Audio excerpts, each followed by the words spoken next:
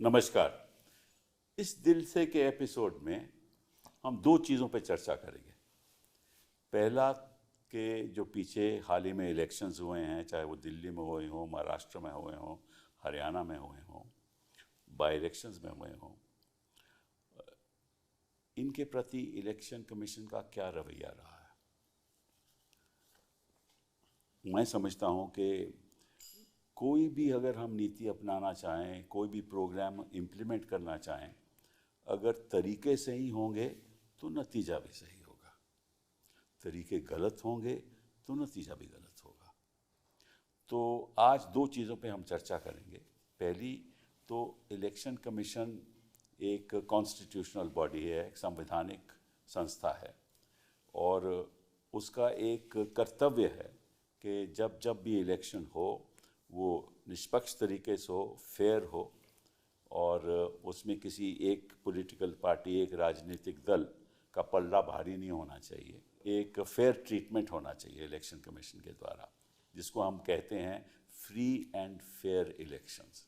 Elections तो यहाँ 1952 से हो रहे हैं। पहले तो कभी ऐसे आरोप लगते नहीं थे इलेक्शन कमीशन पे, आज क्यों ऐसे आरोप लग रहे हैं? और इलेक्शन कमीशन का रवैया आज के दिन क्यों बदला है? पीछे आपको मालूम है कि सुप्रीम कोर्ट ने कहा था कि जो इलेक्शन कमीशन की अपॉइंटमेंट होनी चाहिए उसमें एक तो प्रधानमंत्री जी रहने चाहिए, दूसरा एक चीफ जस्टिस ऑफ इंडिया रहना चाहिए, और तीसरा लीडर ऑफ अपोजिशन रहना चाहिए, ताकि जो उनकी नियुक्ति हो वो भी एक पारदर्शी तरीके से हो। लेकिन जब सुप्रीम कोर्ट का फैसला आया तो एक कानून पास कर दिया गया जिसमें कहा कि साहब चीफ जस्टिस ऑफ इंडिया नहीं रहेंगे, हम अपना एक मंत्री रखेंगे, खुद रहेंगे, और लीडर ऑफ अपोजिशन रहेगा। इसका मतलब 2:1 कि जो सरकार चाहेगी उसी की नियुक्ति होगी। तो इसके बारे में भी चर्चा करेंगे। लेकिन उससे और गंभीर एक सवाल उठता है जिसके बारे में खूब चर्चा होनी चाहिए, वो ये है कि अगर आपके तरीके इलेक्शन करवाने के सही नहीं हैं तो नतीजे भी सही नहीं होंगे। तो इनके क्या तरीके हैं करवाने के इलेक्शन के, इसके बारे में चर्चा करेंगे। और जो ग्राउंड रियलिटी इलेक्शंस की है, जो देश की जनता नहीं जानती, वो हमारे जो गेस्ट्स हैं आज वो बताएंगे कि रियलिटी नीचे क्या है। तो तीन हमारे साथ ऐसे गेस्ट हैं जिनको सब जानकारी है। एक तो कुरैशी साहब, आप तो मतलब के इलेक्शन के बारे में, एक तो चीफ इलेक्शन कमिश्नर रहे आप 2 साल, और आई थिंक 4 साल आप इलेक्शन कमिश्नर रहे, आपने कई इलेक्शन भी कराए, और आप तो कभी भी नहीं सोचते होंगे कि इलेक्शन कमिश्नर इतना पावरफुल है कि अपनी उंगली पे सबको नचा लेता है। पहले आप 1971 में IAS में थे, हरियाणा काडर में थे, फिर आप सेंटर में आप स्पोर्ट्स मिनिस्ट्री के सेक्रेटरी रहे, NACO के आप डायरेक्टर जनरल रहे, सबसे बड़ा एड्स प्रोग्राम वर्ल्ड में आपने उसको आगे बढ़ाया, और आपने किताबें भी लिखी हैं, और आप बाहरी देश में जाकर भी आपने मॉनिटर किया है कि इलेक्शन कैसा होना चाहिए। रशिया में आप गए, तो आपको इतनी ज़्यादा जानकारी है। तो मैं समझता हूँ कि आज की चर्चा में आपकी राय बड़ी ज़रूरी होगी। तो thank you very much for being here. Sanjay ji, आप मतलब कि आप तो ज़मीन वाले आदमी हो, मतलब लड़ने वाले आदमी हो, और आप मेरे ख्याल 15-16 साल आप ये जो स्ट्रीट वेंडर्स के लिए लड़ाई आपने लड़ी, गोमती को स्वच्छ बनाने के लिए आपने लड़ाई लड़ी। You are a diploma holder in mining engineering from Orissa, और आप पॉलिटिकल अफेयर्स कमेटी के, आप पार्टी के आप मेंबर हैं, और पार्लियामेंट में जो लोग खास तौर पे सत्ता पक्ष के लोग हैं, आप कभी सुनना नहीं चाहते आप ये भी बात सही है क्योंकि जो तथ्य आप बताते हैं उनको अच्छे नहीं लगते। So thank you very much for being here. Dipendra of course belongs to a most illustrious family. आपके ग्रैंडफादर कंस्टिट्यूएंट असेंबली के मेंबर थे, और आपके पिताजी तो सभी को जानते हैं, Bhupendra ji, the big leader from Haryana. 4 बार आप मेंबर ऑफ पार्लियामेंट रह चुके हैं, कुछ बाई इलेक्शन में। This is the fifth term in parliament. That's amazing. You are at one time the youngest member of parliament, ठीक है ना? जब पहली बार आप बाई इलेक्शन में चुनकर आए थे, ठीक है ना, 2005 की 2005 में। हाँ, तो देयरफॉर यू आर, आप अनफॉर्चुनेटली, हम तो सोचते थे कि हरियाणा में आप लोग जीतोगे, लेकिन आप क्यों हारे, कैसे हारे, किस वजह से हारे, और आप पार्टी कैसे हारी अभी दिल्ली के चुनाव में, ये सब हमें बताएंगे आप लोग। तो thank you very much for being here. सबसे पहले ये बताइए, सुप्रीम कोर्ट ने अगर कह दिया कि पारदर्शिता के साथ नियुक्ति होनी चाहिए इलेक्शंस कमीशन में, उसमें chief justice of India member होना चाहिए, तो इन्होंने कानून पास कर दिया और सुप्रीम कोर्ट कुछ कर नहीं रही। आपके हिसाब से, आप तो इतने एक्सपीरियंस्ड हो, what do you think about it? देखिए, पहले तो मैं इसमें एक करेक्शन करना चाहूँगा कि सुप्रीम कोर्ट ने ये नहीं कहा कि कोलिजियम बनाओ। सुप्रीम कोर्ट ने कहा कि आर्टिकल 324 में लिखा था कि president can appoint election commissioner subject to a law to be made in due course. उन्होंने कहा भाई 70 साल हो गए, आपने लॉ नहीं बनाया, लॉ बनाओ। और जब तक आप लॉ नहीं बनाते, ये जो कोलिजियम सिस्टम है जिसमें चीफ जस्टिस भी होता है, इसको हम लागू रखेंगे 3-4 महीने। तो अगर सरकार चाहती तो लॉ ये बना सकती थी कि कोई कोलिजियम नहीं बनाना, हमने लॉ बनाना था, सिर्फ वो आदेश उनका लॉ बनाने का था, और ये इंटरिम ऑर्डर था। इनका जब फर्स्ट ड्राफ्ट आया उसमें कोलिजियम ठीक इन्होंने बनाया कि ये कोलिजियम होगा जो चीफ जस्टिस जिसमें होंगे, वो ये कोलिजियम कितने CVC, CIC, डायरेक्टर CY सबके लिए काम कर ही रहा है 15 साल से, कभी इसके ऊपर उंगली नहीं उठी इनके अपॉइंटमेंट किए हुए पे। तो पहले ड्राफ्ट में ठीक था, दूसरे ड्राफ्ट में इन्होंने ये जो है कि मुझे तो लगता है बहुत डायरेक्ट इंसल्ट है कि साहब हम 2-1 करेंगे, प्राइम मिनिस्टर एक दूसरा एक मंत्री।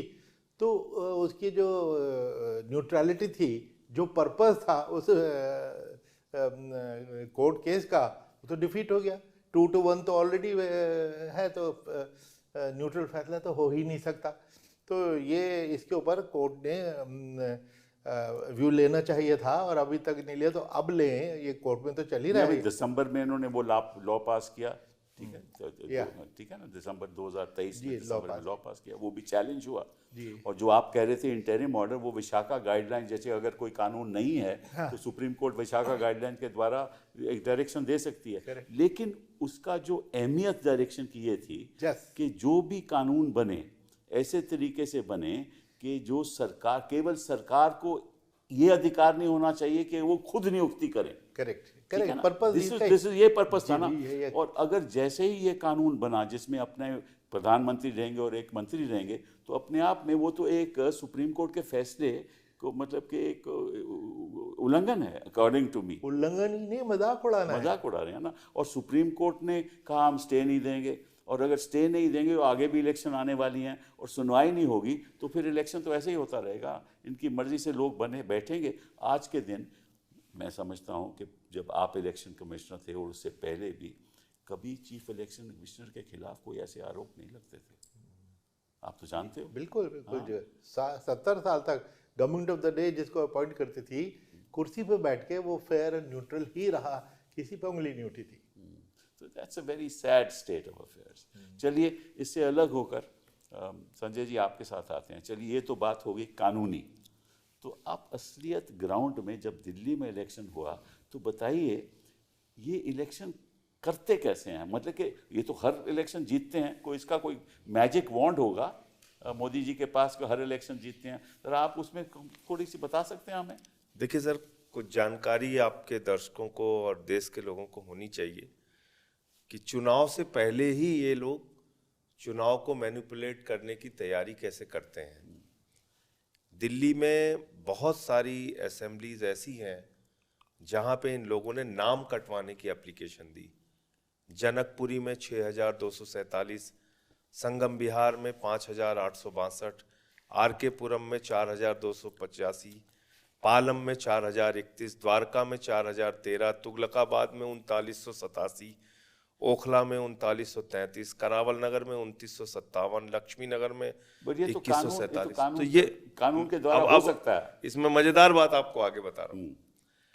अब इसमें जो इन्होंने जो नाम कटवाने की एप्लीकेशन दी है, वो दी है शाहदरा में भारतीय जनता पार्टी के एक कार्यकर्ता ने, क्योंकि वो उसका डिटेल आ जाता है कि किसने एप्लीकेशन दी वोटर डिलीशन के लिए।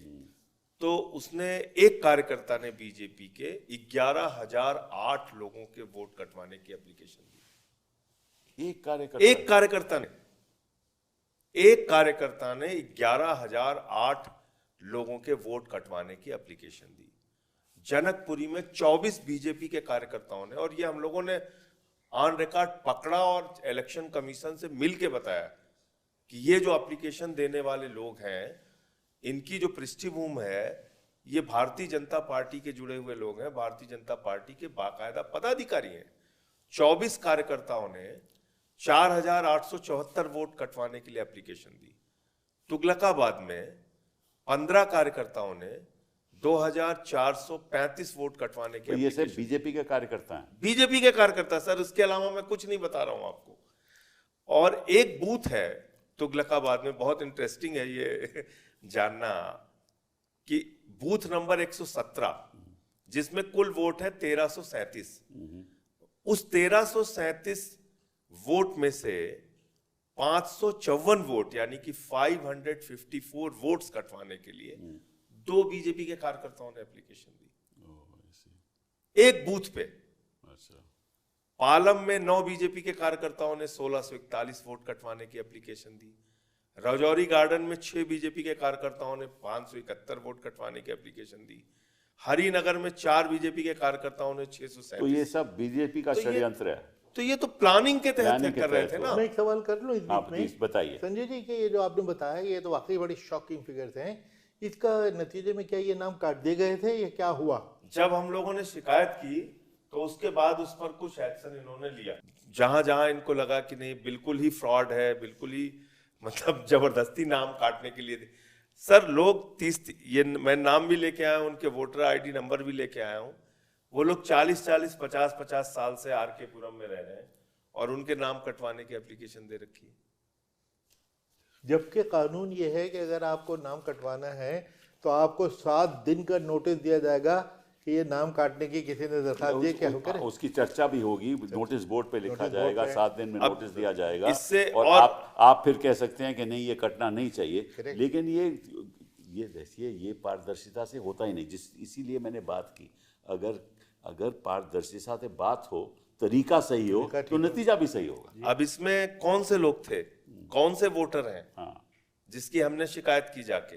इसमें झुग्गी वाले हैं, अच्छा, इसमें पूर्वांचली हैं, आपके वोटर, इसमें मुस्लिम्स हैं, इसमें तमाम ऐसे वोटर्स हैं जो कि परंपरागत रूप से दिल्ली में आम आदमी पार्टी को वोट करते हैं। सही बात है, सही बात है। तो जब हमने इनको पकड़ा, जब हमने जाके शिकायत की तो उस पर कुछ हद तक रोक लगी। फिर एक और इंटरेस्टिंग जानकारी, ये बात आपने हाउस में नहीं रखी? हाउस में भी रखी सर। तो फिर हाउस में ऑन रिकॉर्ड रखी तो चिल्ला के खड़े हो गए, कहने लगे नड्डा साहब की ये सब रोहिंग्या हैं, बांग्लादेशी हैं। तो हमने कहा भाई राम सिंह नाम का व्यक्ति, मैंने नाम पढ़ा, बांग्लादेश मैं नाम पढ़ दे रहा हूँ, मैं नाम भी पढ़ दे रहा हूँ सर। मैंने नाम पढ़ा वहां पे, मैंने कहा कि इनका नाम राम सिंह है, एक का नाम छोटेलाल वर्मा है, एक का नाम सोनिया है, फिर संजय नाम का एक व्यक्ति है, शिवानी है, रामफल है, सुदेश है। ये सारे वोटर आईडी में लेके गया था नंबर इनके। मैंने कहा कि ये रोहिंग्या है कि बांग्लादेशी हैं, कौन है भाई ये सोनिया, सुनीता, ये रामफल, नाम बदल भी सकते हैं ना लोग? नहीं सर, उनके वोटर आईडी है, 40-40 साल से रह रहे हैं। तो अच्छा, और मजेदार बात मैं आपको बताऊं।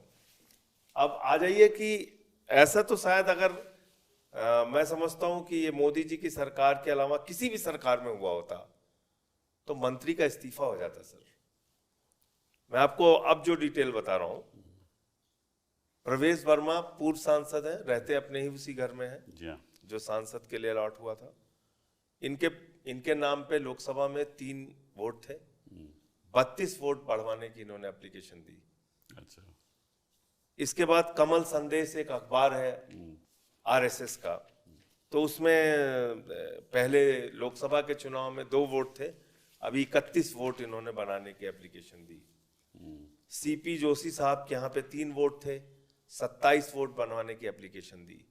कमलेश पासवान केंद्रीय मंत्री हैं, इनके यहाँ 3 वोट। सॉरी मैं इंटरप्ट कर रहा हूँ, बताइए याकूब भाई कि अगर ये ऐसे बढ़ोतरी हो जाती है तो कोई कॉन्फर्मेशन में तो होना चाहिए कि एग्जैक्टली ये जो अगर एप्लीकेशन कोई काटने की या बढ़ाने की दी जाती है उसकी तो इंक्वायरी होती है। इसीलिए 7 दिन रखे गए, तो वहाँ पे कोई आदमी में जाएगा, डोर टू डोर जाके चेक करेगा, पड़ोसियों से पूछेगा कटवाना है तो पड़ोसियों तो से कौन पूछे। तय करेगा कि कैसी इंक्वायरी हो कैसी नहीं हो? नहीं, ये तो सारे रूल तो निर्धारित है रूल्स पूरे तो इंडिया हैं, में।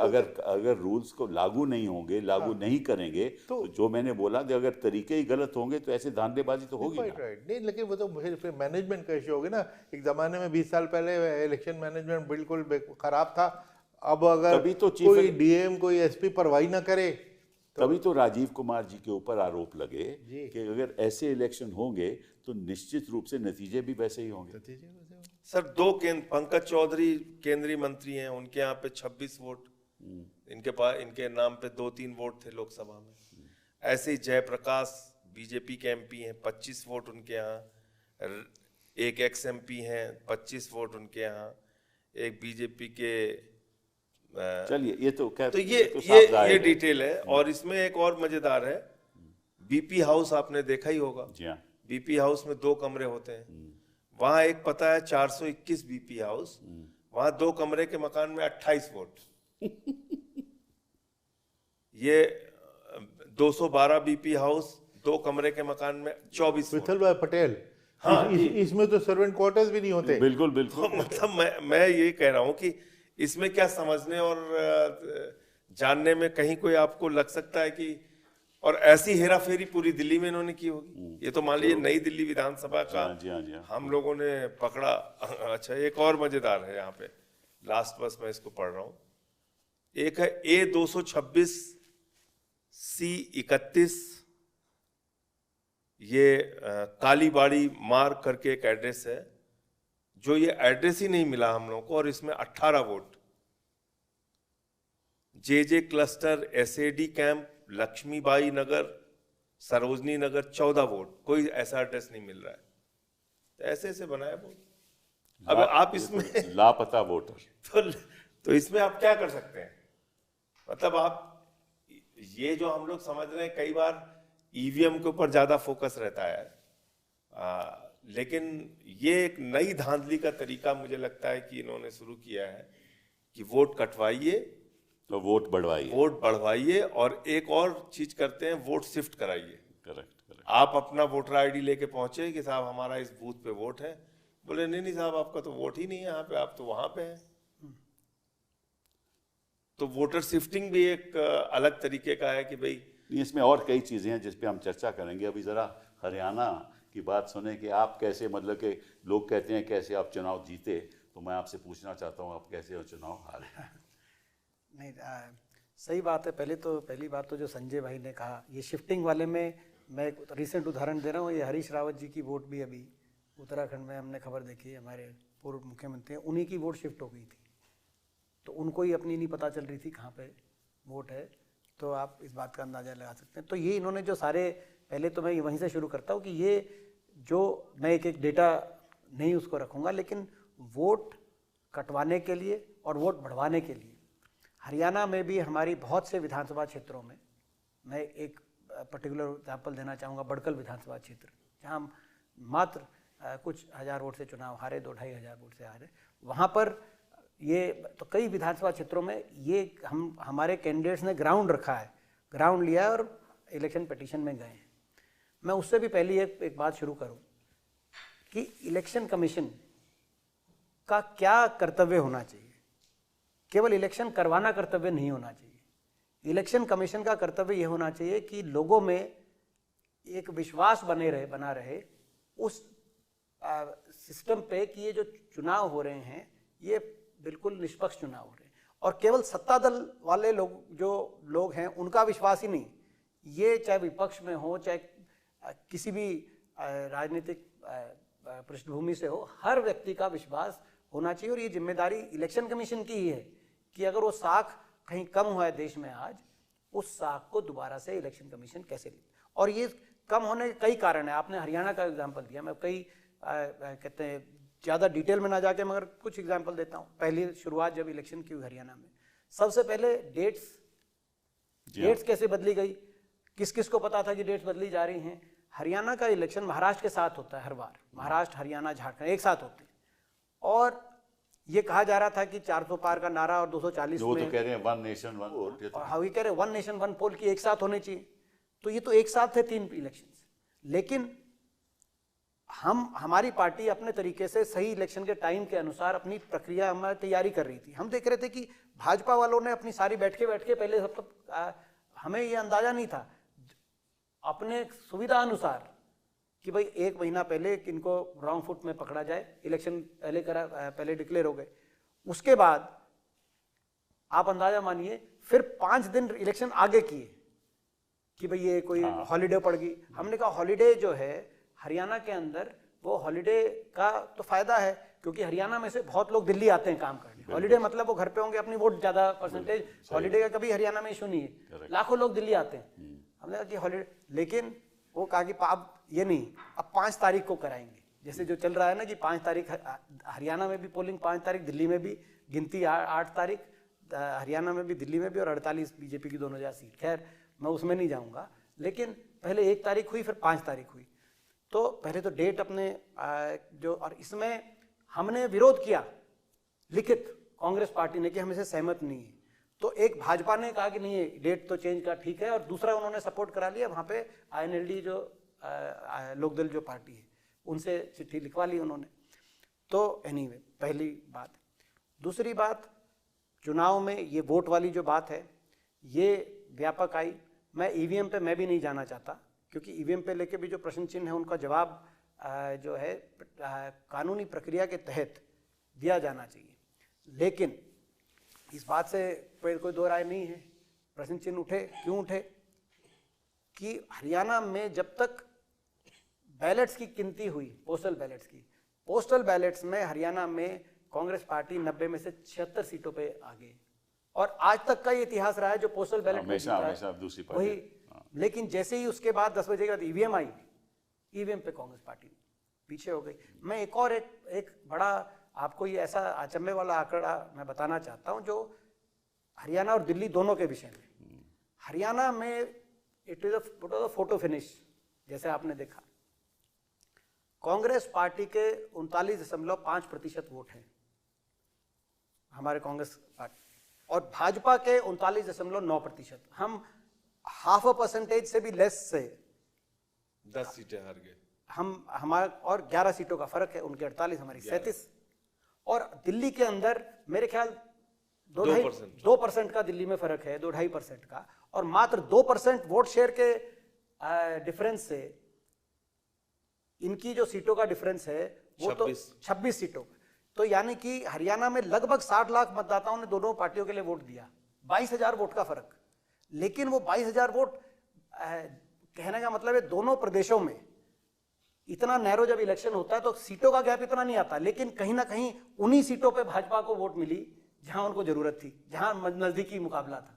बाकी जहां सीट हम जीत रहे थे कांग्रेस या आम आदमी पार्टी वो, और हम कंफर्टेबल जीत रहे थे, लेकिन क्लोज सीटों पे दोनों प्रदेशों के अंदर ऐसा होना जो है एक ठीक है, इसको आप कोइंसिडेंस भी कह सकते हैं, लेकिन ये प्रश्न चिन्ह जो लोगों के दिल के दिमाग के अंदर ये तो एक एनालिटिकल मामला है, क्योंकि वोटर परसेंटेज एक कंस्टिट्यूएंसी से नहीं गिनी जाती है, तो ओवरऑल वोट परसेंटेज होती है ना, कहीं में ज़्यादा पड़ेगी, किसी में कम पड़ेगी, लेकिन तो वो बड़ा मुश्किल है कहना। लेकिन जो इन्होंने बातें रखी हैं, जो आपने पहले भी बातें रखी हैं, कि जो धांधलेबाजी हो रही है वो ग्राउंड में इतनी ज़्यादा हो रही है कि लोगों का विश्वास इलेक्शन प्रति और इलेक्शन कमीशन के प्रति उठ रहा है। अच्छा, और इसमें मैं एक और चीज़ जो ये जो आप कह रहे हैं ना, सही है कि कहीं ज़्यादा कहीं कम। हरियाणा के इलेक्शन की इलेक्टोरेट और वोटिंग बेस तो सिमिलर रहा है। पिछले चुनाव में भाजपा और कांग्रेस के वोट शेयर के डिफरेंस में हमारे 26 थी, इनकी 38 थी, 12% का फर्क था, और सीटों में 9 सीटों का। इस बार वोट शेयर में डिफरेंस 0.4% और सीटों का डिफरेंस 11 सीटों का बढ़ गया। पिछली बार 12% वोट का डिफरेंस था। तो कहने का मतलब ये एक मिराकुलसली उन सीटों पे इनको वोट मिली जहां, और ये दोनों जगह। अच्छा, अब इसमें मैं उसको थोड़ा सा और EVM की बात करता हूँ। EVM पे क्योंकि प्रश्नों के उत्तर कानूनी प्रक्रिया के तहत से इसको देने का कर्तव्य है। बहुत से प्रश्न उठे हरियाणा के अंदर EVM पे, आपने देखा होगा कि 99% बैटरी आई EVM की जो CCTV फुटेज जो थी, जहाँ पे इवेंट की स्टोरेज थी 40-40 मिनट तक, वो गायब थी कई जगह। बहुत से हमारे हरियाणा में रिकॉर्ड 22 इलेक्शन पिटीशन में कैंडिडेट्स गए हैं सेकंड और थर्ड नंबर के, जो कभी इतने नहीं गए। तो यानी कि उम्मीदवारों का जो है कि अभी धरातल से जो आप कह रहे हैं कि धरातल में तो इतने उम्मीदवारों का भी कहीं ना कहीं विश्वास नहीं बना जो नतीजा आया, तभी वो उन्होंने कोर्ट का सहारा लिया। उसमें एक सरप्राइजिंग बात ये आई, जब सुप्रीम कोर्ट का एक जजमेंट है कि 5% पोलिंग बूथ के आप ईवीएम्स को वीवीपैट से जो बीयू सीयू और एसएलयू होता है वो आप वीवीपैट से मैच कर सकते हैं। ये अपना कहते हैं कोई भी प्रत्याशी सेकंड और थर्ड नंबर पे आया वो जा सकता है और कर सकता है। सही बात। अब ये 2024 की जजमेंट है, इसी साल की। अब जो कैंडिडेट्स गए उन्होंने एप्लीकेशन लगाई, इलेक्शन कमीशन ने कहा कि हाँ ठीक है कराइए, और वो जब वो इलेक्शन जो अपना निकाला ईवीएम, तो ईवीएम निकाल के उन्होंने कहा कि अब हम क्या करेंगे कि सारे डेटा को इरेज करेंगे पहले और मॉक पोल से टेस्ट कराएंगे कि जिसकी वोट है वो ठीक जगह जा रही है।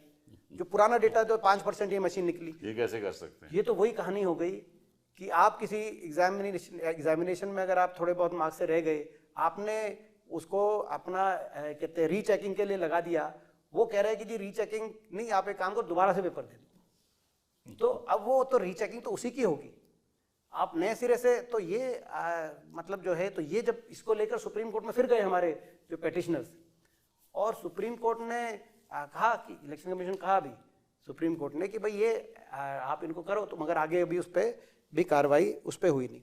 इसके अलावा जैसे मैंने कहा इलेक्शन कमीशन में एक और चीज़ है, इलेक्शन कमीशन में जो कहते हैं बहुत से हैं, बहुत से प्रश्न उठते हैं, बहुत सी जो कैंपेन हमारे देश में हम देख रहे हैं वो, और campaign ads, social media campaign, social media ads religious ground पे, क्योंकि ये भी एक मैल प्रैक्टिस में आता है। हमारे कई इलेक्शन पिटीशन इस पे भी हैं जो रिलीजियस ग्राउंड पे। मैं कोशिश प्रयास आज की जो चर्चा ये है कि ग्राउंड रियलिटी में होता क्या है। जैसे आपने बताया वो ठीक बात है, लेकिन ये जो इलेक्शन धर्म के आधार पे वोट मांगना ये एक अलग चर्चा है। चलिए वो तो एक मगर ये भी मैल प्रैक्टिस में आता है कि वो रिलीजियस तो एंड अलग, कास्ट लाइन पे उसमें क्या है, उसमें पिटीशन फाइल होती है, 5 साल निकल जाते हैं, नया इलेक्शन आ जाता है, उसमें कुछ नहीं होने वाला। इस समय हम चाहते हैं कि जनता ये जाने कि ग्राउंड रियलिटी पे ये लोग कैसे इलेक्शन कराते हैं और कैसे इलेक्शन कमीशन नजरअंदाज करता है। नहीं ठीक, हमारा एक और ग्राउंड है वो पैसा। वो भी पैसा इतना बांटा गया, नहीं ये हमारे जो, मैं तो केवल जो देखिए जो लोग पेटिशन में गए हैं तो यानी कि उनके पास कुछ ना कुछ, उसको केवल कहने की बात नहीं है, उनके पास कुछ है तभी गए हैं। तो 22 जो मैंने कहा विधानसभा क्षेत्र, तो पैसा इतना बांटा गया, और यहाँ तक बांटा गया, वहाँ पे कई जगह ऐसी रिपोर्ट आ रही है कि भाई पैसे दे दिए गए, वोट डालने के साथ साथ वोट ना डालने के इंक लगा दी गई, इस तरह की एक व्यापक स्तर पे। वो इनफैक्ट मुझे, अब मैं दिल्ली का बताता हूँ। दिल्ली का ये तो चलिए हरियाणा में कह सकते हैं आपकी दिल्ली से थोड़ा दूर है, महाराष्ट्र और दूर है, झारखंड और दूर है। सर आपको बहुत जान के आश्चर्य होगा, जहां पर देश का सुप्रीम कोर्ट, जहां पर देश की पार्लियामेंट, जहां पर देश का चुनाव आयोग, 3 बड़ी संस्थाएं, उनके नाक के नीचे उसी के 4-5 किलोमीटर के एरिया में क्या क्या हुआ, ये भारत के चुनावी इतिहास में एक बहुत बड़ा काला धब्बा है। पैसे बांटे गए, कैमरे पे बांटे गए, निकल के लोगों ने कहा हमें साड़ी मिली है, हमें पैसे मिले हैं। ये तो सब अखबारों में आज चादरें बांटी गई, वीडियोस भी हैं, चादरें बांटी गई। इसी चुनाव आयोग जिस क्षेत्र में है मैं उसी की बात कर रहा हूं, नई दिल्ली विधानसभा में लोटा बांटा गया, जूता बांटा गया, तो पैसे बांट के साइज कैसे पता था कि भैया जूता इसको जाएगा? सब कुछ किया गया। और सर इससे अलावा जहां उनको था कि ये आम आदमी पार्टी के वोटर हैं, उन्होंने जाके पैसे दिए, हाथ में स्याही लगाई। नॉर्थ एवेन्यू राष्ट्रपति भवन के मैंने खुद पकड़ा, की बात है, मैंने खुद पकड़ा, किसी और गवाह की जरूरत नहीं है। गाड़ी से भागे वो लोग और स्याही लगा रहे थे एक बस्ती में घुस के। मतलब कि यहाँ पे स्याही लगा रहे थे, उनको पैसे दे दो और कहो कि सिर्फ आप मत वोट करने जाओ, वोट देने ही मत जाओ। इसके अलावा पुलिस का ऐसा खुला दुरुपयोग, मतलब पुलिस के लोग जाके खड़े हो जा रहे हैं बस्तियों के सामने, नहीं आने वोट डालने मत जाना। जो इन्होंने यूपी में किया वो यहाँ दिल्ली में किया। मतलब आप हरियाणा उठा भी लेते, हरियाणा के किसी इंटीरियर में सोच सकते हैं, आप किसी झारखंड के एरिया में सोच सकते हैं, महाराष्ट्र में सोच सकते हैं, ये तो दिल्ली में हुआ, चुनाव आयोग के नाक के नीचे हुआ। और हम लोगों ने जा जाके बार बार शिकायत की कि भाई हमारे ये जो आरओ है, डीएम, उन पे कार्रवाई कर दीजिए, एसएचओ गड़बड़ कर रहे हैं, इन पे कार्रवाई कर दीजिए। एक बार तो मेरे आंख के आगे झगड़ा हो रहा था, मैं वहां पे मौके पर पहुंचा, तब जाके किसी तरीके से मीडिया वगैरह पहुंची तो जाके रुके। पार्लियामेंट से 200 मीटर की दूरी पे, जहां पे आपका प्रेस क्लब है, उसके ठीक सामने झुग्गी बस्ती। हमारे यहाँ तो एक दो कॉन्स्टिट्यूएंसी ऐसे चल रहा है। पुलिस के संरक्षण में बंटवाया जा रहा था। वो तो भिवानी है, में वो तो भिवानी में administration। कॉन्स्टिट्यूएंसी है।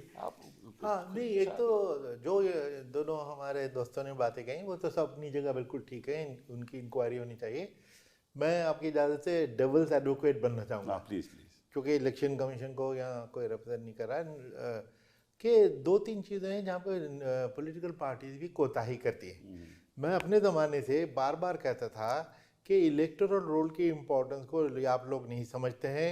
इलेक्शन की हार जीत इलेक्शन से 6 महीने पहले इलेक्टोरल मैनिपुलेशन से हो सकती है। सही बात है। और हम लोग लाखों रुपए के एडवर्टीजमेंट देते हैं सारी जबानों में कि please check your roll, please check your roll, कोई नहीं देखता। दूसरा जो पॉलिटिकल पार्टीज की कोताही है कि हमने जब बूथ लेवल ऑफिसर का इंस्टीट्यूशन क्रिएट किया था 15 साल पहले, कि हर गांव में आप स्कूल टीचर है, आप उसको जानते हैं, वो आपको जानती है, आप उसके पास जाके पूछिए, नाम नहीं है तो फॉर्म दे देगी और आप करा सकते हैं। तो ये मकसद था।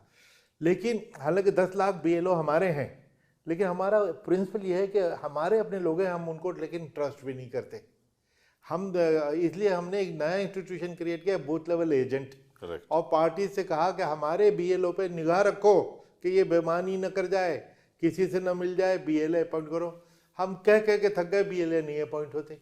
एक पुल पार्टी ने तो जवाब ये दिया कि ऐसा हम इसलिए नहीं करते कि जब अपॉइंट करते हैं तो दूसरे लोगों को खरीद लेते हैं। अगर आप अपने वर्कर को भी अगर नहीं रख सकते, तो ये जो इलेक्टोरल रोल की जो खराबियां जिक्र की गई, आधी उसकी जिम्मेदारी के उसके ऊपर जो बार बार इलेक्शन कमीशन कह रहा है चेक करो, क्यों नहीं। एक बड़ा इंटरेस्टिंग वाक्य होता है, एक दफ़ा अरविंद केजरीवाल CM नहीं बने थे, ये दिल्ली में पोल हो रहा है, ये एयरपोर्ट पे गए सुबह 6 बजे, किसी चैनल ने देख के वो शुरू हो गया कि साहब ये तो इतने बड़े नेता पोल डे पे छोड़ के जा रहे हैं। तो वो उनको थोड़ी सी शर्म आई, वो वापस आ गए। अब जो वो वोट देने गए उनका नाम कटा हुआ था।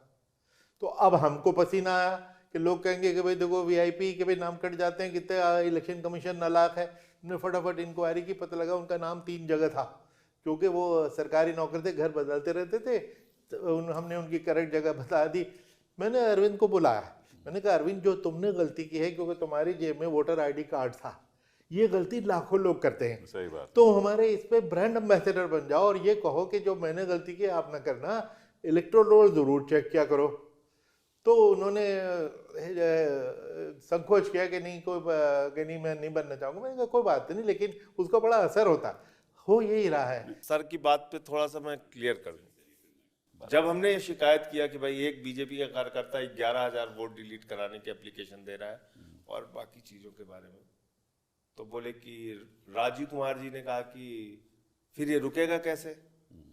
तो हमने कहा कि भाई जो आपके BLO जाते हैं उनके साथ हमारे जो बूथ लेवल एजेंट हैं वो जाए। तो उसमें फिर उन्होंने इस चीज को उसके बाद अलाउ किया, जब हमने शिकायत की कि हाँ BLA जाए। ये पहले से नहीं किया उन्होंने।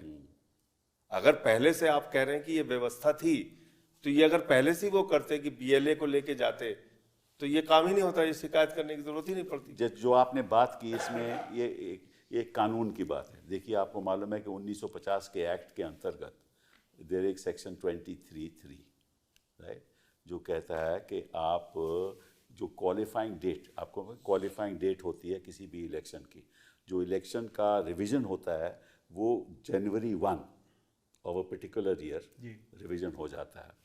और अगर इलेक्शन अप्रैल में हो रहा हो या मार्च में हो रहा हो तो उस आधार पे होता है कि जो वहाँ इलेक्टोरल रोल है। लेकिन इस बीच नाम डिलीट भी हो सकते हैं, ऐड भी हो सकते हैं, correct, under the present law. उसी लिए ये धांधलेबाजी होती है कि ये डिलीट भी करते हैं और उसके साथ प्रोसीजर भी है कि अगर डिलीट करने जाए तो नोटिस देना पड़ता है। अगर आप ये कानून उसमें प्रावधान कर दें कि जनवरी 1 जो भी इलेक्टोरल रोल बनेगा उसके बाद ना कोई डिलीशन होगी ना कोई एडिशन होगी। डिलीशन तो कभी नहीं होगी, एडिशन हो सकती है लेकिन डिलीशन नहीं होगी। और मैं तो समझता हूँ कुछ भी नहीं होना चाहिए, लेकिन ये प्रॉब्लम ये है कि the electoral roll can be amended till the date the nomination is accepted. Correct. तो अभी का That's the law. That is the law. That's the law. That should be changed. Yeah. Because now what you are doing is कि आप उसी law के अंतर्गत हजारों लोगों का नाम डिलीट कर देते हो, हजारों लोगों का ऐड कर देते हो। नहीं, उसमें सर भी- आप महाराष्ट्र का उदाहरण देखिए ना, उसमें 4.5 साल में जितने नाम जुड़े नहीं, 6 महीने में उतने नाम जुड़ गए। नहीं, उसमें जो मैं बता रहा था हिमाचल कि की इसमें जितनी जो पूरी प्रॉब्लम जनसंख्या है, है उतने नाम जुड़ गए। इसमें जो प्रॉब्लम आ सकती है कि आप कह रहे हैं कि 1 जनवरी के बाद कोई चेंज न करो, कोई मर गया उसका नाम अगर हम न काटें उसकी जगह बोगस वोटर खड़ा कर देंगे ये लोग, नहीं। या कोई शिफ्ट कर गया, देखो इसी तरह कोई नया 2-4 महीने में इतना फर्क नहीं पड़ेगा। मैं व्हाट आई एम अब सेइंग तो वैसे बाय द वे लॉ भी बदल गया। अब पहले जनवरी 1 जनवरी अब पहले अप्रैल हो गया, अब 4 क्वार्टर में हो गया। I know, but it makes no difference. Yes. Because even in those 4 quarters, you can change, you can add and you can delete. तो ये प्रॉब्लम है। जो मैसेज पॉलिटिकल पार्टी को समझना चाहिए, अपने वॉलंटियर्स को वो करें कि इलेक्टोरल रोल पे निगाह रखें, 7 दिन पहले निगाह रखें, क्योंकि लोग खरीदे जाते, आप मतलब कि आप तो इलेक्शन कमीशन रहे हो, ये तो कार्यकर्ता लोग हैं, ये तो जमीन पे लड़ते हैं, कैसे लोगों को खरीदा जाता है। अपने लोगों को ही, जो अगर मैं कैंडिडेट हूँ, मेरे इलेक्शन बूथ पे 10 लोग बैठे हैं, 10 लोगों को 10 सर अगर सजग नहीं होते तो रियलिटी तो ये है, तो कैंडिडेट को भी खरीद लेते हैं। फिर क्या, तो देयरफॉर द क्वेश्चन इज, जैसे तरीका नहीं सही होगा तो नतीजा भी नहीं सही होगा।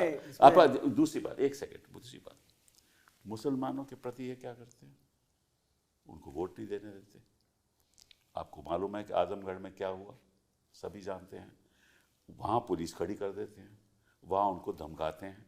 अगर कोई जबरदस्ती का प्रधान हो, उसको रातों रात, अगर वो वोट देना चाहता है, उसको रातों रात उसको ले जाते हैं और उसको बंद कर देते हैं। संभल में हुआ। और इनके लोग, इनकी पार्टी के लोग वही शराब डिस्ट्रीब्यूट करते हैं, उस पर कोई रोक नहीं करती, पुलिस कुछ नहीं करती। तो ये अगर पुलिस का रवैया सही नहीं होगा तो फिर ये इलेक्शन होगा कैसे? और ये सिर्फ मुसलमानों के नहीं, एक सेकंड संजय जी, ये चीज 20-25 साल पहले एग्जैक्टली यही सिचुएशन थी। हम वापस उस पर पहुंच गए कि 4 बजे नहीं जी वोट बंद हो गया, भाग जाओ यहाँ से, ये सब तो होता था। कैसे करें? सिर्फ मुसलमानों के नहीं, टारगेटेड वोट, जैसे मान लीजिए मुस्लिम्स का जान लिया उन्होंने, नहीं मुसलमानों के बस इसके वाला यादव जान लिया कि ये समाजवादी पार्टी को देगा। करेक्ट। दिल्ली में जान गया भाई झुग्गी वाला ये देगा, बिल्कुल। यहाँ ये पूर्वांचली, तो मतलब वो टारगेट करके, जैसे मान लीजिए इनके यहाँ जान गया कि भाई ये जाटों का एरिया है, यहाँ पे इनको, आई एग्री विद यू, मैं तो उदाहरण के तौर पे बोल रहा हूं। नहीं वो आप ठीक कह रहे हैं। मैं ये कह रहा हूँ कि ये अगर इस तरह से चुनाव होगा और 1-2% में ये सारा खेल करेंगे तो फिर ऐसे चुनाव का फायदा क्या है? फायदा नहीं है सर। अच्छा, इसमें एक और, फिर हम कहने को कह सकते हैं हम लार्जेस्ट तो चुनाव है ही नहीं, ये तो धांधलेबाजी हम हुई ना। दुनिया का सबसे बड़ा चुनाव कराते हैं। इसमें एक और बात है जो कि ठीक है, एक्सेप्ट हम कर लेते हैं, और वो कि भाई वो तो ठीक है भाई, इतनी बड़ी सत्ता है, इतना धन बल है, सत्ता बल है, मीडिया बल है, हम एक्सेप्ट कर लेते हैं कि इससे लड़ाई लड़ रहे हैं। मीडिया तो इनके साथ है। हाँ, मीडिया बल है, तो हमको हमें लड़ाई सत्ता बल, धन बल, मीडिया बल से लड़नी पड़ेगी। तो इकट्ठा होके लड़ो ना, आप इकट्ठा ही नहीं होते। वो राजनीतिक प्रश्न है ना, राजनीतिक बात नहीं है। देखो ये देश के लोकतंत्र की बात है। लोकतंत्र की बात है। मतलब अगर आप लोकतंत्र बचाना चाहते हो तो आपको इकट्ठा होना पड़ेगा, ऐसे नहीं चलना पड़ेगा आपको। नहीं, आपकी बात से हम सहमत हैं, तो लेकिन जो role of I am sorry, I am giving this advice, I am nobody to give this. नहीं, आपकी बात सही है, आपकी बात सही है, और ये सभी दलों को समझना पड़ेगा। तो मैं प्रोग्राम ही इसलिए करता हूँ कि ये जानकारी जनता के पास जाए, ताकि जनता को पता लगे कि ग्राउंड रियलिटी पे हो क्या रहा है। सभी नहीं, धांधली पे चुनाव जीत रहे हैं, वो चुनाव नहीं जीत रहे, कोई शक ही नहीं। जनता से चुनाव नहीं जीत रहे हैं। अच्छा, मैनेजमेंट एक जो, और ये बात हमारे न्यायाधीशों को नहीं पता, जो आप कह रहे हो सर, माफ कीजिएगा, पता है उनको भी नहीं, वैसा कईयों को नहीं पता। देखो उनके पास इलेक्शन पिटीशंस जाती हैं, बहुत सारी जानकारियां उनको दी जाती हैं। वो देखिए, मैं आपको बताता हूँ, वो एक जज नियुक्त होता है, उसी के पास जाती हैं, उसी जज को पता है। तो फिर वही बात है ना, प्रॉब्लम यह है ना कि आम जनता, जब तक ये बात आम जनता के पास आप नहीं लेकर जाओगे, जब तक आप लोग सड़क पे उतर के नहीं बताओगे कि यहाँ चुनाव होते कैसे हैं, तो फिर और चुनाव आयोग नजरअंदाज करेगा, तो फिर तो ये होगा। इन धांधलियों और तरीकों से 5-6% वोट बहुत आराम से मैनिपुलेट किया जा सकता है। ये मैनेजमेंट 5-6% जो ये कह रहे हैं आराम से कर सकते हैं। अब मैं हरियाणा में उदाहरण दिख रहा हूँ। लोकसभा चुनाव में हम भाजपा से 2.5% वोट आगे थे और इसमें वहाँ मोदी जी का चेहरा था जो उनके वो हैं। ऐसे ही नांदेड़ के वो है जो उपचुनाव हुआ लोकसभा का, उसमें हमारे कैंडिडेट जीते वहाँ से, मगर नीचे की 6 सीट हार गए। तो ऐसे में विश्वास कि भाई ये मैनेजमेंट जो हो रही है वो कहीं ना कहीं तो मैनेजमेंट हो रही है कि अगर हरियाणा के 10 साल की परफॉर्मेंस से लोकसभा में लोग खुश नहीं थे मोदी जी के चेहरे पे, तो विधानसभा में जब उससे ज़्यादा ओपिनियन पोल्स, सारे एग्जिट पोल्स, सारे ओपिनियन पोल्स, सारे इंडिकेटर्स दिखा रहे हैं कि लोकसभा से ज़्यादा स्विंग है कांग्रेस के फेवर में, तब शरद यादव जी सारे दुनिया में नहीं है, तो उनके लिए एक बार जब वो धरने पे बैठ गए थे और पता चला बाद में चुनाव जीत गए, तो टाइम्स ऑफ इंडिया ने हेडिंग लगाई थी कि Sharad Yadav shocked by his victory. तो भारतीय जनता पार्टी खुद ही शॉक थी हरियाणा की विक्ट्री से। उनको खुद भी नहीं पता था कि वो जीत रहे चुनाव। उनको जिनको जो जिताना चाहते थे 15-20 से ज्यादा वो नहीं मान रहे थे। संजय जी, जो जिताना चाहते थे उनको पता था, आम आदमी को नहीं पता था। ये हो सकता है, ये हो सकता है। और महाराष्ट्र के अंदर इतना बड़ा मैंडेट उनको मिलेगा ये भी नहीं लग रहा, किसी को भी नहीं मालूम था। मैं तो और दिल्ली में भी मुकाबला लग रहा था, ये मैं मान सकता हूं, लेकिन इतना जितना गैप आया सीटों में, दिल्ली में अंत तक हम लोगों को लग रहा था कि भाई किसी भी हालत में हमारी 45 से कम तो सीटें नहीं आनी चाहिए, और 2% वोट के मैनेजमेंट। अच्छा, ये जो आपने एक और बात कही, इकट्ठे हो जाओ की बात कही आपने, धनबल पे कही आपने, मगर the role of money, election commission का कोई रोल अभी उसी पे चर्चा सबको पता है कि आज मैंने एक महाराष्ट्र में फोन किया, एक हमारे बड़े सीनियर लीडर हैं जो कई बार के विधायक रहे, कि क्या चल रहा है महाराष्ट्र में, पता इलेक्शन के यहाँ लक्ष्मी वर्षा चल रही है। तो आज ये ओपन सीक्रेट है कि सत्ता दल वास्टली बाकी किसी भी पार्टी से ज्यादा रिसोर्सफुल है, उनके पास इतने संसाधन है और उन संसाधनों को झोंकती है। तो जो ये आप कह रहे हैं कि भाई आप कह रहे हैं कि हर बूथ पे, तो कई ऐसे दल भी हैं जैसे सत्ता दल भाजपा, उनके पेड वॉलंटियर्स भी हैं, इतना उनके पास संसाधन है, पैसे के अलावा तो हर चीज में, हाँ, प्रशासन और पैसा, तो पैसा इतना ज्यादा उनके पास हो गया है। और देखिए इसमें जो सबसे गंभीर बात है ना कि प्रशासन जो ऐसा रोल कर रहा है 20 साल पहले करता था, और हमारे जमाने में इनकी हिम्मत नहीं थी। डीएम, एसपी, क्या chief secretary, DGP, home secretary को साठगांठ है, एक स्ट्रोक पे हम निकालते थे। अब तो 60 इनकी हिम्मत नहीं थी। एसएचओ की ट्रांसफर नहीं की इन्होंने। अच्छा, मैं पैसे की बात आप कर रहे हो ना, तो उस पर मैं आपसे जरा चर्चा करना चाहता हूँ। अगर कोई कैंडिडेट इलेक्शन लड़ता है तो उसका तो एक मैक्सिमम एक्सपेंडिचर है under the representation of people's act, ठीक है ना, लेकिन पार्टी के ऊपर कोई नहीं है। करेक्ट, ठीक है। नाउ अगर आप पार्टी को खुली छूट दे दोगे कि जितना मर्जी वो पैसा खर्च करे, तो जो आपने कहा वो नतीजा होगा। बिल्कुल ठीक है। हाँ, देयरफॉर चुनाव में एक परिवर्तन आना चाहिए यस लॉ में, कि भाई जितना ही कैंडिडेट खर्च कर सकता है उतना ही पार्टी खर्च करे। ठीक है, बिल्कुल आपका कहना ठीक है। देखिए ये सिस्टम हमने यूके से लिया था। यूके में पार्टी पे भी सीलिंग है। हाँ बिल्कुल, और यहाँ तो सोशल मीडिया का जमाना है। अब मुश्किल ये है, इतना खर्च किया जा रहा है सोशल मीडिया पार्टी द्वारा। मुश्किल ये है कि ये जो कॉर्पोरेट सेक्टर है, देखिए ये जो कैश आता है ये 3 जगह से आता है अकॉर्डिंग टू मी। एक तो लॉटरी से, हाँ, एक ये गुटखा से, मैं आपको जहाँ कैश होता क्या है, या माइनिंग से, ये 3, क्योंकि अदरवाइज तो बड़ा मुश्किल, 3 जरिया है। और ये कैश किसको जाएगा? जो सत्ता पक्ष में होगा। तो अंधाधुंध कैश जाता है और वो खर्च होता है। और जब प्रशासन इनके साथ हो तो जो खर्च कर रहा है और जिसके पास है उसके ऊपर कोई पाबंदी नहीं। सर उसमें तो 2-4% पाबंदी नहीं, मेहनत करने की जरूरत ही नहीं है। पूरे देश में भारतीय जनता पार्टी के दफ्तरों को देख लीजिए, वो तो अभी आरएसएस का दफ्तर देख लीजिए, वो तो साफ जाहिर है हर जिले में पैसे इसका का मतलब खुला दुरुपयोग हो रहा है। हर जिले में, मेरा मानना है कि हर जिले में इनके ऐसे दफ्तर हैं जैसा हमारा प्रदेश का दफ्तर नहीं। देखिए ये सारा चुनाव का जो ढांचा है, इसको जब तक आप बदलोगे नहीं, कभी नतीजे सही हो ही नहीं सकते। मैं समझता हूं कि जिस किस्म की कैंपेन हिंदुस्तान में होती है वो किसी और देश में नहीं होती। मगर जैसे आपने इतना एक्सीलेंट सुझाव दिया कि पार्टियों पे कैप, अरे फिर भी कैश खर्च होगा ना, मैं कुछ और कह रहा हूँ। हाँ, फिर भी कैश खर्च, वो तो this is not a solution. ठीक है ना, वो तो दूसरा कैश तो खर्च होगा ही होगा. So therefore you need to change the entire system. Why should you have these campaignings? Why should you allow campaigning? People have, भाई लोग जानते हैं कि आपने 5 साल में क्या किया. ये आप कैंपेन क्यों अलाउ करते हो? ये ताम झाम, ये भीड़ खड़ी करना, करोड़ों रुपया खर्च करना, 40-50 हज़ार करोड़ खर्च हो जाता है. ये क्यों? ये जनता का पैसा है, टैक्स पेड पैसा है, उसको आप ऐसे खर्च कर रहे हो और फिर अपने पक्ष में कर रहे हो. तो ये होना क्यों चाहिए? ये मुझे बताइए आप.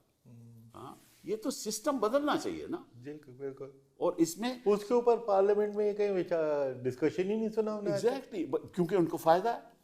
जो सत्ता पक्ष में लोग बैठे हुए हैं वो तो चाहते हैं कि ऐसा हो, पर ऑपोजिशन और विपक्ष के पास पैसा नहीं है, तो पैसे की कमी.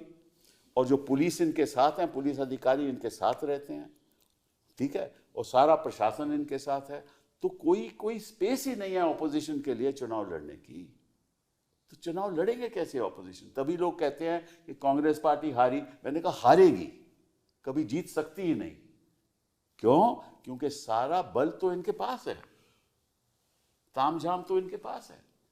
तो आप सब लोगों को, हम भी मेंबर ऑफ पार्लियामेंट हैं, इस पे विचार करना चाहिए और जनता को बताना चाहिए कि ऐसा रवैया होगा, ऐसा काम होगा. निष्पक्ष चुनाव का फिर कोई मतलब नहीं. ही नहीं, निष्पक्ष चुनाव हो ही नहीं सकते. और निष्पक्ष चुनाव की धारणा लोगों में नहीं होगी तो आपकी बात है कि भाई अब लोग ये मान के चल रहे हैं कि अगर थोड़ा बीजेपी पीछे 2-4-5% से मैनेज कर जाए. हाँ बिल्कुल, आराम से. ये आज देश के लोगों में धारणा बन गई. गिनी चुनी सरकारें ये गिरा देते हैं, वो भी तामझाम से, आपको मालूम है. 5% वोट बहुत आराम से मैनेज अच्छा, कर वो सकते. उसका अलग है.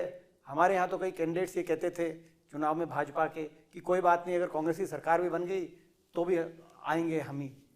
तो कहने का मतलब अब वो सारा सिस्टम जो है, जो एक्चुअल लोकतंत्र है, तो 1 नेशन 1 खतरा पोल है. से तो एक बिल्कुल ही खत्म हो जाएगा इंटायर इलेक्शन प्रोसेस. फिर तो एक ही बार मैनिपुलेट करना पड़ेगा ना. बिल्कुल एक ही बार करना. सर, ये जो इनको कवायद हर स्टेट में करनी पड़ती है, 1 नेशन 1 इलेक्शन जिस दिन पास हो गया, मैं उसकी जेपीसी का मेंबर हूं, तो वो अगर पास हो गया तो फिर तो आप ज्यादा मेहनत करने की जरूरत नहीं. एक बार पूरे देश में मेहनत फिर कर तो लो. होगा ना 1 नेशन 1 पोल 1 पार्टी. स्टेट में भी आप आ गए, सेंटर में भी आप आ गए. पार्टी 28 राज्यों में से 22 में तो भाजपा की सरकार है ही आज. तो वो जो आप कह रहे हैं कि 1 पार्टी, तो 28 में से भाजपा या एनडीए के पार्टनर्स की सरकार हमने है. पूछा मीटिंग में, हमने कहा भाई एक चीज आप बताइए कि 5 साल के लिए एक सरकार चुनी गई और वो सरकार बीच में गिर गई, तो फिर तो मिड टर्म इलेक्शन होगा. भैया तो वो क्या कह रहे हैं? संजय जी, वो कह रहे हैं कि साहब अगर मान लीजिए 3 साल का टर्म है तो अगला इलेक्शन जो होगा वो 3 साल के वो लिए ठीक है, वो अलग चर्चा है. आपकी ये बात सही है कि मगर सबको साथ आना पड़ेगा कुछ बिंदुओं पे, और ये इन बातों को पॉलिटिकल डिस्कोर्स में लाना होगा. ये कह रहा हूँ कि पॉलिटिकल डिस्कोर्स में ये बात आए कि भाई निष्पक्ष चुनाव. क्योंकि देखिए खतरा लोकतंत्र का है. ये नहीं कि एक पार्टी चुनाव जीत जाए, दूसरी पार्टी चुनाव, उससे कोई नहीं है. खतरा लोकतंत्र का है, क्योंकि अगर सारी संस्थाएं इनके कब्जे में आ गई तो फिर कोर्ट भी कुछ नहीं करेगा. ये रियलिटी. और अगर कोर्ट कुछ नहीं करेगा और इनकी सारी संस्थाएं इनके कब्जे में आ जाएंगी तो लोकतंत्र खत्म हो जाएगा. इसी विचार के साथ आज की चर्चा खत्म करते हैं. Thank you very much for being here.